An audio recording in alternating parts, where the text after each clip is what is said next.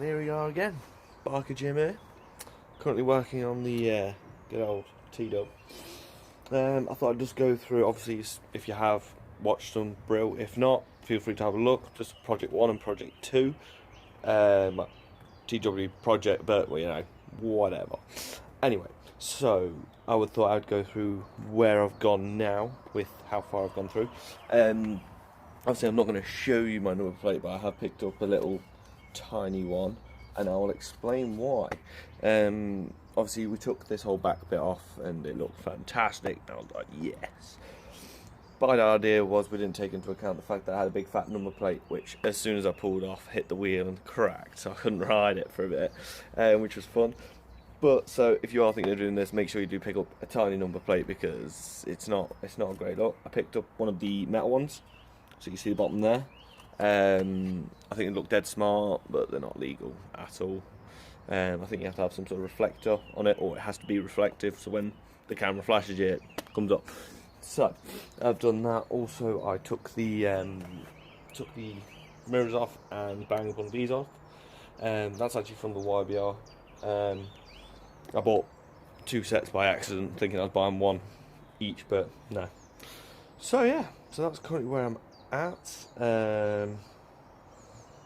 Yeah, good times. Right, so plan of action now is, you'll notice on most 125s, I don't know if it's more because I've never, except for the 150 I had, which I bought out, I've never actually seen a bigger bike with one of these, but you've got a kickstand switch here, and what happens is if your kickstand is down, you start her up and you put it into gear, it will automatically cut the bike out. My theory behind that is, well, not theory, my plan of action is actually, I'll actually take off and I'll show you. So, these two screw bolts come out, there we go, and it's wedged behind some metal, great stuff. Nothing but proper jobs here. And again, another piece. Right, so this is what it will look like. You can see, and it's got this little push switch thing here. And what you can actually do, if you follow it up, this is it. If you didn't get a good enough look, just one of these. It's got a wire. Follow that wire up. It'll eventually bring you to this bad boy here. So my plan of action is, I'm gonna put you back down. Sorry. Right. So if I disconnect that, remove it from all this crap, this is what I'm working with. And this is your switch. So, in theory now it should just start normally. Well, or not, it's not having none of it. Let's see what's going on here.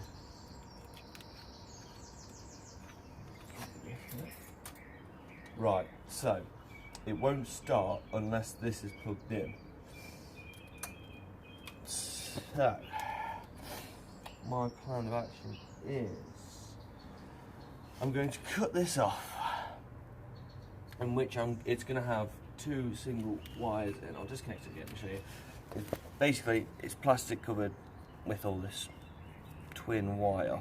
So all I need to do is bypass it. That's all this is at the end of the day. It's just an on and off switch. Yeah. So I'm going to cut it off down at this end. I'm going to put a switch on it, and then I'm going to hide the switch. I did have plans on doing this on the YBR, but when it's actually this switch I ordered. So it's just your two prong, and you've just got to make sure it's sort of quite waterproofed, which it will be where I'm going to put it, but still have access to it, so you can just flick it off and on, but won't be able to knock it. So this is the one I actually bought when the YBR was about to be stolen. I made a little video on it. If you've looked through the YBR videos, if you haven't, feel free. And it basically shows you my idea of doing this, and then when I come to doing it, I had no luck. So I'm going to go get some kit and I'm gonna give this a good old go. So here we go. I've got a bit of kit. What I will be using is some snippers, possibly some pliers, and this little kit I've got is like a crimp connection set. I've got everything sort of in there I'm going to need. So if you've never seen one of these before, you've got a few types of connectors. See if I can find them. So where's my spade bits at? There we go. So you've got your spade bit. There's this part, and you've got this part. And this is how I'm going to connect them up so that you can put them together. And yeah, there we go. And that's how it's going to look. But they can easily, easily come apart, and then the plastic falls off. So yeah, that is the plan. So here we go. Ooh, drop that.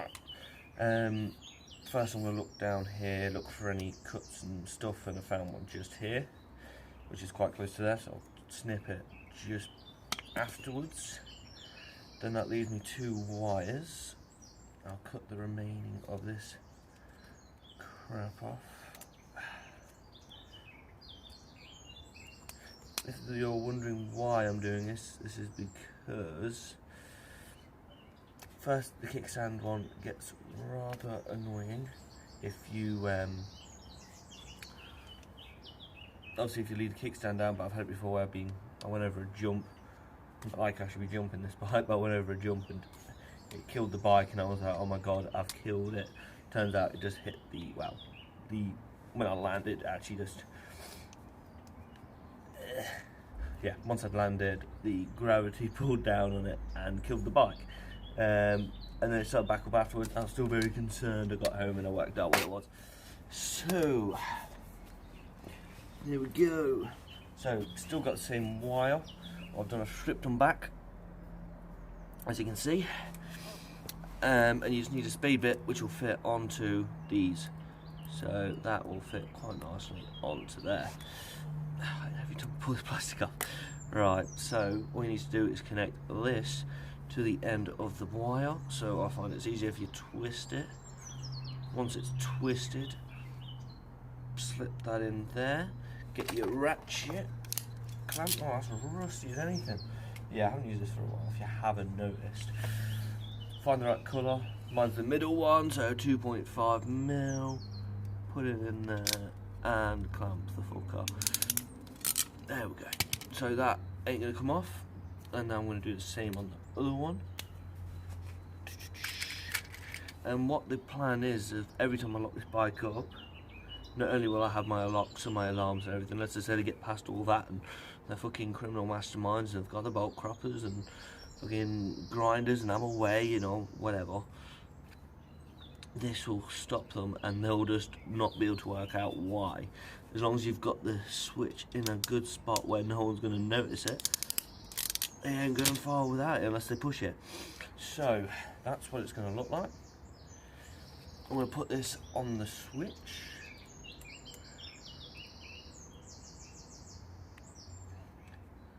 And that'll slip there. I'll plug it back into the bike.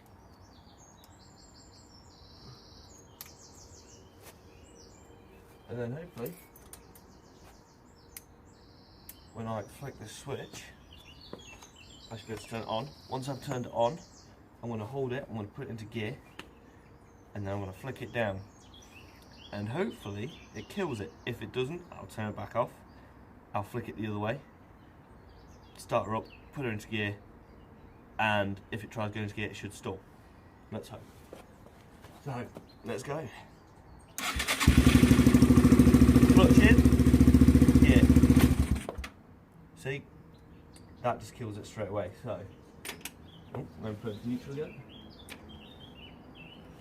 I will flick it the other way now.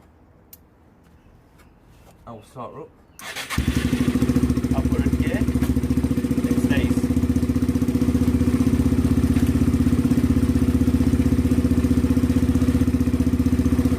But this won't kill the bike, so I can do that all day long when it's running. It's only when it's in gear. You can see those lights blinking. Oh well. So yeah, that's the plan. Now all I need to do is find a way to fit this. As you can see, I've got the melt plate here, or I've got side bits here, but you just want to make sure it's out of any sort of way you could maybe possibly knock it. Let's say you're riding along and it gets knocked by something, it's just going to grind to a halt as such, which is never good. But yeah, so that is that. That's another thing we've done on the T-Dub, and I'm just going to install it now. So here we are, we've just looked at the wiring and all that set up, quite simple, and then it's just installing a switch, in which I've just put it just here. There's no way, well, possible mud could flick up at it, but I can't imagine that pushing it sideways. I was going to do it upright, but then I thought of that, so I thought, right, that's a good idea. And it's in where the battery is. With it being black, I'm going to spray that washer as well, so that it's less noticeable.